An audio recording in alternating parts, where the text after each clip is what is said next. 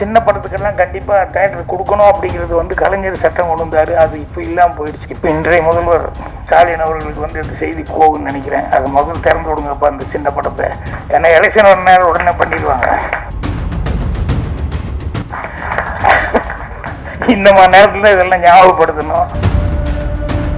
இது எப்பவுமே சொல்லிட்டு இப்போ சின்ன படங்களுக்கு தேட்டர் கிடைக்கலன்னு அப்போ கூட செல்வம் பண்ணிட்டு சொல்லிட்டு இருந்தேன். ரொம்ப காலமாக இதையே சொல்லிட்டு இருக்கும் வழியே ஒரு சட்டம் வரலன்னா அப்போ அவர் செய்தி சொன்னார். டாக்டர் கலைஞர் அவர்கள் இருக்கும்போது சட்டம் போட்டிருந்தார், கண்டிப்பாக ஒரு தேட்டராவது கொடுக்கணும் அப்படின்னு சொல்லிட்டு. ஏன்னா நான் மலேசியாவில் அந்த சட்டம் இருக்குது. கண்டிப்பாக அவன் ஒரு படத்துக்கு வந்து கண்டிப்பாக ஃபர்ஸ்ட் கம்பல்சரியாக கொடுக்கணும் அப்படின்னு சொல்லி சட்டம் இருக்குது. அந்த மாதிரி சின்ன படத்துக்கெல்லாம் கண்டிப்பாக தேட்டர் கொடுக்கணும் அப்படிங்கிறது வந்து கலைஞர் சட்டம் கொண்டு வந்தார். அது இப்போ இல்லாமல் போயிடுச்சு அப்படின்னு.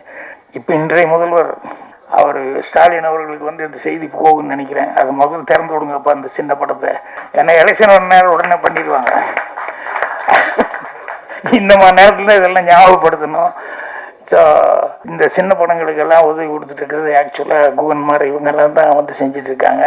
ஸோ இந்த மாதிரி இருக்கிறது பத்திரிகையாளர் முதல்ல அவங்க வந்து இந்த மாதிரி சின்ன படங்களுக்கு வந்து அவங்க அவர் சொல்லும்போது இன்னொரு வார்த்தை சொன்னார், கண்டிப்பாக உங்களுடைய ஆதரவு, படம் உங்களுக்கு பிடிச்சிருந்தா ஆதரவு அப்படின்னு தான் கான்ஃபிடென்ட், டைரக்டனுடைய கான்ஃபிடென்ட்டுங்கிறது தான்.